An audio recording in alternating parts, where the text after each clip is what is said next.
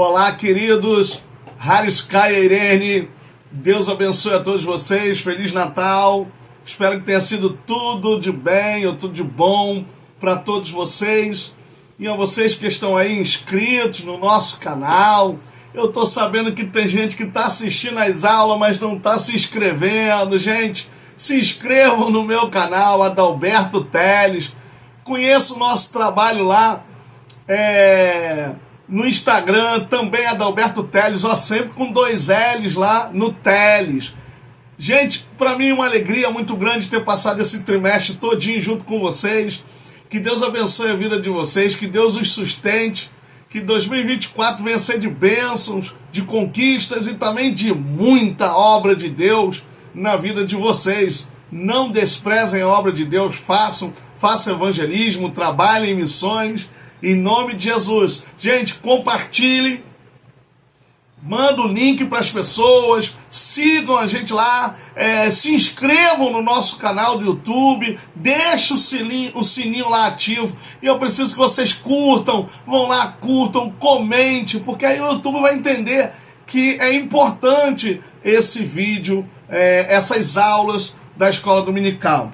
Hoje, última lição 14, é atípica, né, quando chega assim, ter 14 lições, missões e a volta do Senhor Jesus, ou seja, missões aqui com uma perspectiva, num olhar escatológico. Então essa é a última, e semana que vem, tá, gente, na terça-feira, sempre às terça-feira, permitindo Deus, às vezes tem uma agenda, viagem, mas eu vou fazer de tudo para sempre às terça-feira colocar a aula lá, subir a aula para o YouTube. Próxima lição, Revista Adultos da CPAD, o Corpo de Cristo, essa é a próxima lição, origem, natureza e vocação da igreja no mundo. Na primeira aula eu já vou falar sobre as propriedades da igreja ou as notas da igreja. São termos usados na teologia para tratar sobre algumas características da igreja, que às vezes nós não ouvimos em muitos lugares, mas nós vamos falar sobre isso. Gente, a aula de hoje é muito curta, são 2 grandes tópicos,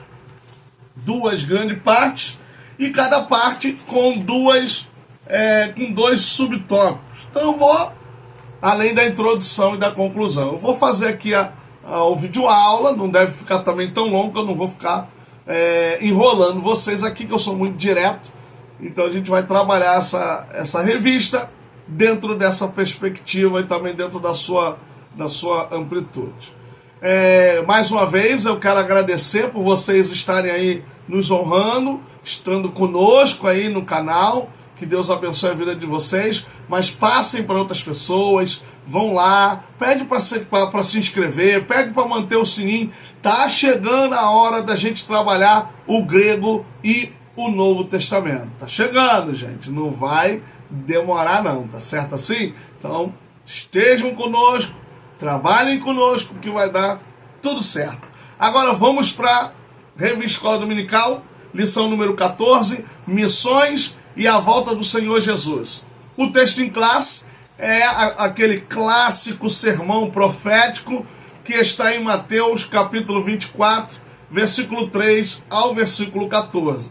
Palavras-chave, ou melhor, palavra-chave, como eu tenho sempre falado, eu sempre coloco a palavra-chave da lição e aquelas que eu acho que também são legais para colocar. Por exemplo, missões, porque está lá. Retorno, é a que tem na revista. Mundo e volta de Jesus. Eu botei volta de Jesus para separar um pouquinho do retorno, porque o retorno também já está dando essa ideia, mas eu fiz isso de propósito. Missões, retorno, mundo e volta de Jesus. Essas são as palavras-chave que eu selecionei para esta lição. Na introdução eu já começo desde a igreja primitiva até a dos tempos odiernos, dos dias atuais. Houve uma perspectiva de fé na vinda de Jesus entrelaçada com o trabalho de anunciação do Evangelho. Nesse sentido, é preciso que haja uma compreensão da importância da obra missionária para a vinda de nosso Senhor. É claro que você, lá em Judas, já tem essa ideia também, de que a igreja acelerando o trabalho evangelístico também acelera a vinda de Jesus. Então, está entrelaçado. A leitura em classe, no versículo 14, também fala isso, que depois de anunciar o evangelho em toda parte, viria a vinda do Senhor. Então a igreja pode acelerar esse processo sem saber o dia e a hora, tá, gente? Que nós não sabemos nem o dia nem a hora. Não posso cometer esse pecado aqui, Deus me livre. Mas a igreja pode acelerar com o avanço da proclamação do evangelho, saindo das quatro paredes e enfrentando eles. Então a igreja primitiva, ela tinha essa perspectiva, e a igreja da atualidade precisa também seguir, acompanhar essa perspectiva que a igreja primitiva tinha. Então, dentro desse contexto, é necessário haver uma consciência, uma compreensão de que evangelismo, missões estão aí entrelaçados para a vinda do Senhor. Quanto mais a igreja prega, mais a gente vê que Jesus está se aproximando. Não é que a vinda de Jesus depende da pregação, mas a gente está... É uma companheira, entrelaça, estão em acordo. Então Jesus, ele está voltando, pode acelerar, abreviar os dias, se a igreja viver aí uma vivência de uma pregação mais veemente, mais assim, agressiva no sentido de ataque, de avançar, de ir mesmo avante e de proclamar a palavra do Senhor. Então, gente, como eu falei, é uma lição muito curta, é uma lição muito pequena, e a gente vai tentar aqui fazer o nosso trabalho dentro dessa lição.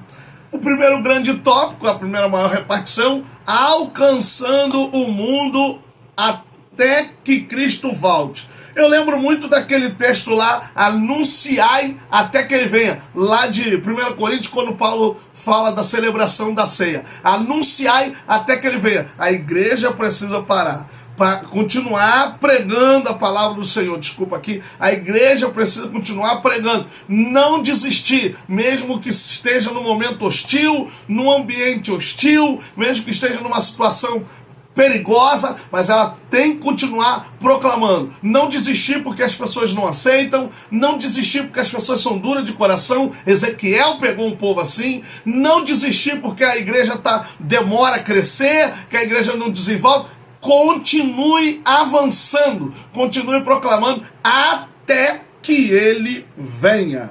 E o tópico, e este evangelho do reino será pregado.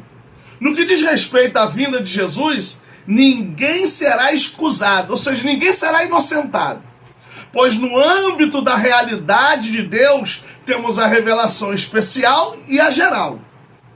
Com isso, a evangelização é um braço que antecede o retorno do Senhor, mas todos têm a capacidade de discernir e receber a Deus como Senhor e Salvador. Por que todos têm essa capacidade de discernir e receber? Porque eu falei da revelação especial e da revelação geral. A revelação especial, a Bíblia Sagrada, toda a Escritura, Antigo e Novo Testamento, revela Deus, falam de Deus. E aí você tem a revelação especial, é a revelação mais certa, perfeita, porque revela diretamente quem é Deus. E aí você tem a revelação geral, ou seja, tudo isso que foi criado. Então, é aquilo que eu sempre falo, a pessoa está lá numa tribo indígena, ou na África, ou seja, onde for, tem uma tribo, ou na Austrália, onde for, você tem lá um grupo tribal, um grupo dentro daquele lugar que não teve nenhum contato com o branco, não teve contato com ninguém, e aí eu me refiro sempre ao Brasil. Como é que lá na tribo indígena você nunca ter tido um contato com o branco antes dos portugueses chegarem,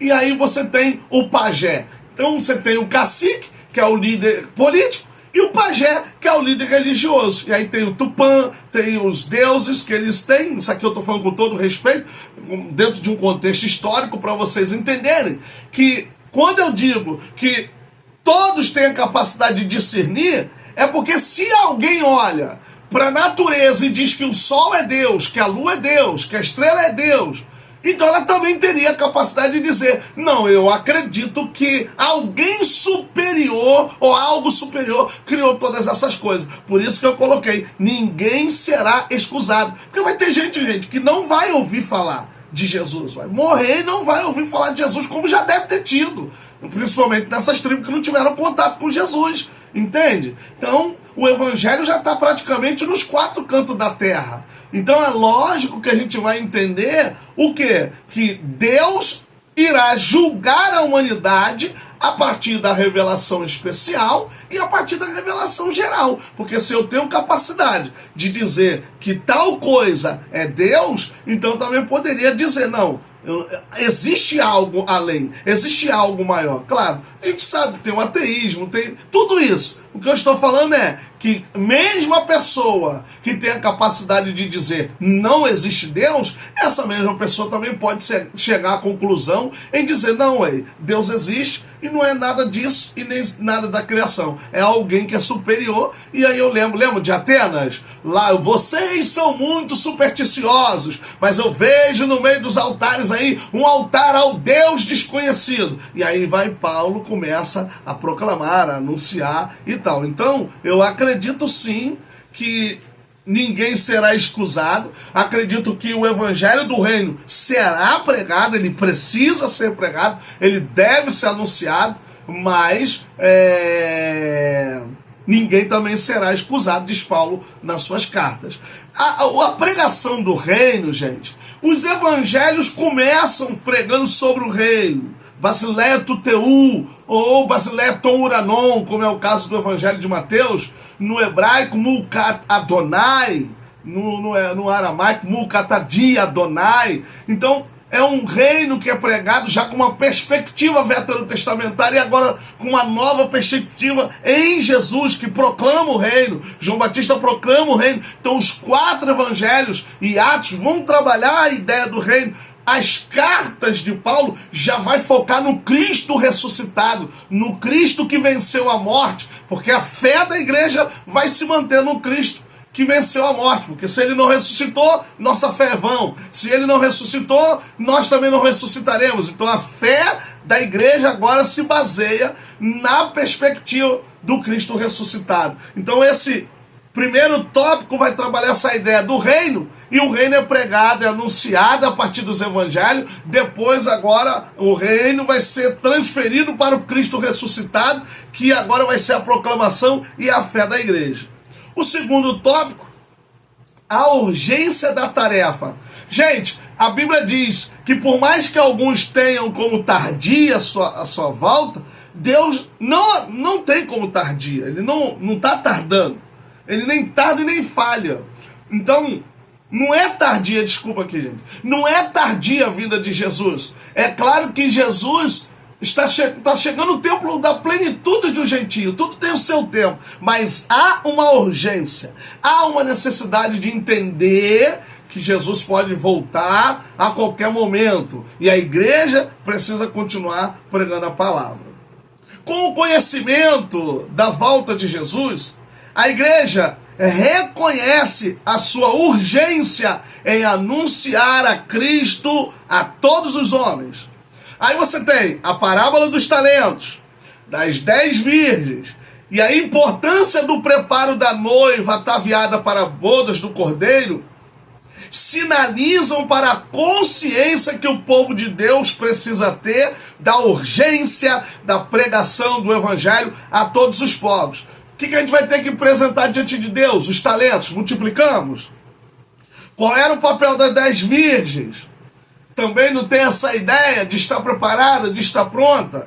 E a noiva ataviada. Então a igreja precisa ter essa importância, precisa crer, né? Porque a igreja já sabe que Jesus está voltando, mas precisa ver a responsabilidade que há na urgência da proclamação, do anunciamento da palavra de Deus. A igreja precisa estar disposta a ir ao combate, a triunfar, a vencer a partir da pregação do Evangelho. O Evangelho é, na verdade, a vivência da igreja, a proclamação da palavra, a pregação do Evangelho. Um Evangelho evangelho genuíno, um evangelho que não se mistura, um evangelho sacro, um evangelho canônico, um evangelho divino, inspirado. É esse evangelho que a igreja tem que pregar. Não só pregar, mas também viver, vivenciar esse evangelho, colocar em prática na sua vida, para que outros sejam impulsionados, para que outros sejam motivados a crer, não só pela tua pregação, mas por quem você é, pelas suas atitudes, por quem você faz. Então a tarefa da igreja, ela urge, a tarefa da igreja, ela precisa ter essa responsabilidade de que ela é urgente, de que ela tem a sua necessidade. Nós temos que se preocupar menos com coisas supérfluas dentro da igreja e se preocupar mais com a proclamação do evangelho, colocar a igreja para o lado de fora. Não é isso que vocês falam, alguns, igreja é Kalel, chamados para fora. Então, vamos para fora, gente, vamos para fora, vamos proclamar, vamos anunciar, vamos sair da mesmice, vamos sair de dentro da igreja e irmos para o lado de fora, que Deus tem coisa grande aí para revelar do lado de fora. Sempre costumo dizer que quem ora, quem evangeliza, tem muito testemunho para contar. Nunca vi uma pessoa que ora não ter um testemunho para contar. Nunca vi uma pessoa que testemunha não ter um testemunho, que prega não ter um testemunho. Evangelizar no hospital, no asilo, sei lá, onde for, visitar uma casa, ou evangelizar nas comunidades, evangelizar nos ribeiros. Nunca vi uma pessoa que faz esse tipo de obra dizer que não tem testemunho. Tem testemunho para contar. Eu tenho alguns testemunhos para contar. Mas eu creio que se você fizer essa obra de evangelização, de visitação, de proclamação do evangelho, vocês vão... Olha, a primeira vez que eu fui convidado a pregar num presídio, aqui no Rio de Janeiro, era festividade dentro da igreja. Tem uma igreja nesse presídio, não vou falar o nome, e fui convidado por um pastor amigo para pregar. Foi a primeira vez que eu tinha entrado num presídio naquela época. E aí, o tema tinha a ver com Paulo na prisão. E aí eu coloquei o tema, o que Deus está fazendo na prisão. Aí eu aproveitei o ensejo de que estava na prisão e fui falando sobre Paulo, os milagres, as maravilhas, as obras que Deus estava fazendo dentro da prisão na vida de Paulo e que poderia fazer na vida daqueles homens que estavam atrás daquelas grades. Gente, a proclamação do evangelho é a única coisa que verdadeiramente ressocializa o ser humano. Seja ele quem for. Paulo é um exemplo disso.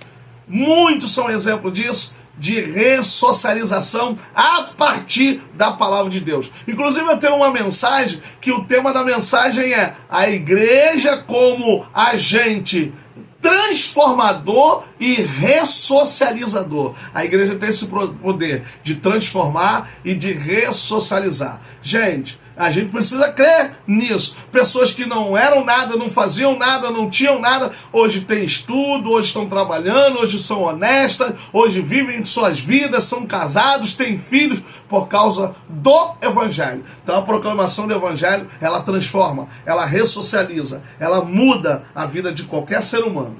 Segundo grande tópico, como eu falei, não vai ser um vídeo muito grande, já estamos na parte final praticamente, a volta de Jesus atrelada à obra missionária.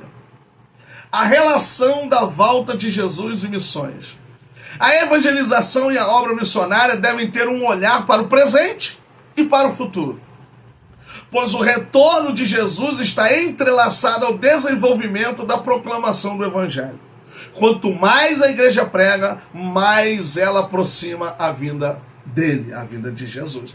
Então, gente, olha que coisa interessante. A evangelização e o trabalho missionário olha para o presente, mas olha para o futuro, porque está entrelaçada com a vinda de Jesus. Se Jesus está voltando, nós temos que olhar com essa perspectiva escatológica. Então, eu evangelizo olhando para o presente, salvação de almas, e olhando para o futuro. Jesus está voltando, o reino está chegando, e eu estou contribuindo para esse retorno, porque eu estou proclamando o evangelho. Então, a igreja, ela precisa ter essa consciência, ela precisa estar olhando para o aqui e para o futuro, porque o futuro é que é o nosso destino final, que é a volta de Jesus. Então lá nós vamos dar conta dos talentos, vamos dar conta de muita coisa. Então agora é trabalho, mas nós trabalhamos o agora, evangelizando, anunciando e olhando para o futuro. A vinda de Jesus está muito próxima, gente. O chamado para a igreja. Há um chamado divino especial para a igreja, ou a igreja de Jesus, para a pregação do evangelho. É preciso que todo o povo de Deus se esforce e esteja aberto ao chamado iminente e escatológico, para o avanço da proclamação e o retorno de Jesus. Esteja aberto ao chamado de Deus, esteja pronto a essa... Paulo falou para Timóteo, não despreze o dom que há em ti. Gente, feliz é quem tem o dom, sabe? Feliz é quem não tem. Então não despreze o dom que há em você. Não despreze o chamado que Deus colocou na sua vida de pregar, de anunciar. Se for para louvar, louve hinos evangelísticos. Nós estamos vendo muitos vídeos, muitos hinos só de agressão, hinos que falam mais de entidades do que do próprio Jesus, hinos que mais confrontam as pessoas do que proclamar a glória de Jesus, de anunciar Jesus. Então você que canta, cante um hino evangelístico, falando da vinda de Jesus, falando do amor de Jesus, proclamando o evangelho de Jesus. E você que tem o dom, você que é jovem, você que tem mais idade, você que tem meia idade, receba o chamado e cumpra esse chamado, porque você vai dar conta, você vai estar diante dele naquele dia. Então a gente vai se sentir realizado em chegar diante de Deus e dizer, tarefa cumprida, conseguimos concluir. Porque a gente às vezes vê, até na maioria dos velórios, combati o bom combate, acabei a carreira. Quem na verdade falou isso lá atrás, que foi Paulo, ele realmente tinha propriedade para falar isso. Realmente foi até o final proclamando, morre porque está preso por causa do evangelho. Então a vivência do evangelho, falei nas últimas aulas, a única coisa que não tem tempo para se fazer é a Bíblia Sagrada, é a proclamação do evangelho, falar de Jesus, proclamar Jesus, falar do Cristo ressuscitado, cantar o Cristo ressuscitado, anunciar, vivenciar. A Bíblia diz que quem está na luz, quem diz que anda na luz, deve andar na luz como ele andou. Então a gente tem que se parecer com Jesus. Temos que mostrar Jesus a partir do nosso caráter, da nossa personalidade, apresentar Jesus a partir do nosso comportamento, a nossa forma de falar, de tratar. Então a gente tem que fazer tudo isso dentro dessa perspectiva. Nós temos a responsabilidade e a tarefa em nossas mãos e o chamado de proclamar. Até hoje eu evangelizo, eu estou evangelizando, falo de Jesus. Como eu falei, às vezes paro num sinal e aí eu prego para a pessoa que está lá vendendo, paro com o frentista, já vou falando com ele, brincando, usando termos que são do meio evangélico, para ele perceber que ali tem um evangélico, aí abre uma brechazinha. Então às vezes visito os esposos que não são crentes dos membros da minha igreja, para poder convidá-los a estar conosco. Então a gente vai tentando contribuir, ajudar. Eu sei que é pequeno, eu sei que aos olhos de alguns é ínfimo, mas uma alma, gente, uma alma vale mais do que o mundo todo. Não é só os grandes congressos, não é só as grandes coisas, mas uma alma. E a própria Bíblia diz isso: se fores fiel no pouco, no muito te colocarei. Então é no pouco, gente. A gente começa no pouquinho. O evangelho começou com uma pessoa e antecedida por uma pessoa, que é João Batista, mas depois o evangelho foi por uma pessoa, que foi Jesus Cristo. Depois foi chamando os discípulos. Depois em Atos você tem 3.000, 5.000, depois vai crescendo. E olha quanto nós somos hoje no mundo todo, bilhões. Então a proclamação precisa ser contínua, fervorosa. A gente tem que ser igual aqueles homens do caminho de Emaús. O nosso coração parece que saltava em chamas quando ele falava conosco. O evangelho tem que causar isso em nós, para impactar orientar as pessoas. Os homens da época de Jesus diziam, ele fala diferente, ele fala com autoridade, porque era diferente. Então a nossa mensagem tem que ser diferente, nossa proclamação tem que ser diferente, porque o evangelho é novidade, boas novas, mas igreja hoje não é mais novidade, gente. Igreja hoje não tem mais esse aspecto de novidade, porque tem igreja para tudo quanto é lado, para tudo quanto é tipo. Eu tô até querendo criar um termo agora aí, igreja relativa. Já existe também agora a igreja relativa. Então a gente precisa entender que Jesus tem um chamado na nossa vida e ele almeja que nós cumpramos esse chamado cabalmente. Sabe, as minhas orações, eu tenho orado ao Senhor e tenho falado com Deus, Deus, me permita cumprir todo o meu chamado. Quando esse chamado cumprir-se, eu não tenho mais para que estar nessa terra, o Senhor pode me levar. Então, se eu estou aqui fazendo esse vídeo, aula, se eu ainda estou vivo, é porque ainda não se completou, porque eu não tenho mais para que viver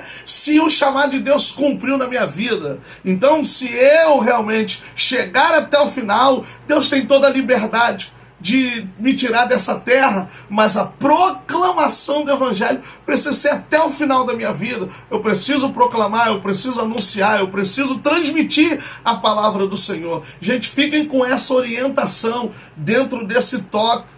Feliz é você que ainda tem o dom sobre você. Então não despreze o dom que é em você. Enterrou talento? Vai acontecer de Deus exigir esse talento, ele vai cobrar o talento. Então, cumpra com o chamado divino. Tá vendo como foi tão pequena essa lição? A conclusão: a igreja vive os tempos finais, ante a vinda de Jesus. É preciso um engajamento missionário e uma evangelização mais compromissada para que mais e mais almas cheguem-se ao Deus Salvador. Se cada igreja fizer a sua parte, veremos Jesus como um relâmpago que sai do Oriente e se mostra no Ocidente, para transladar a sua noiva. Lembram de Neemias? Cada família foi responsável por fazer a sua parte e a cidade foi restaurada. Se a igreja, cada uma, fizer a sua parte, com uma seriedade, com uma compreensão do reino, não olhando para finanças, não olhando para dinheiro, não olhando para as riquezas, mas olhando para a vinda de Jesus, a tarefa será cumprida. Então, mais e mais almas. Nós nunca podemos ficar satisfeitos com as poucas almas que temos. Sempre queremos mais. Sempre precisamos de mais. Deus conta conosco nesse sentido de proclamação do evangelho. Os anjos queriam e foi negado. E Deus deu para nós essa oportunidade. E a própria Bíblia diz, Paulo fala, que se alguém, seja ele quem for, até um anjo, proclamar um outro evangelho, seja anátema. Então nós temos tudo na nossa mão. Temos o verdadeiro evangelho, temos a verdadeira palavra de Deus, temos a transmissão e Jesus está às portas. E se a igreja acelerar, a igreja vai ver Jesus como um relâmpago que sai do Oriente e se mostra no Ocidente para vir buscar o seu povo, lavado, comprado e remido pelo sangue do Cordeiro. É necessário crermos, gente. É necessário confiarmos, acreditarmos que Jesus é o autor e o consumador da nossa fé. Ou seja, ele é o iniciador, começou, e agora ele está chegando à conclusão da nossa fé. Esse é o nosso Jesus, gente. Esse é o nosso Jesus. Proclamar o evangelho com o coração fervendo. Proclamar o evangelho com uma perspectiva no futuro. Eu prego agora, mas eu sei que ele está voltando. Eu anuncio agora e eu sei que ele está vindo para levar a sua igreja para a glória. Gente, feliz ano novo, porque agora eu só retorno já na virada do ano. Feliz ano novo. Deus abençoe a vida de vocês. Fiquem firmes, permaneçam fiéis a Deus e continuem fazendo a obra do Senhor. Deus os abençoe. Haris, Kai e Irene. Um abraço.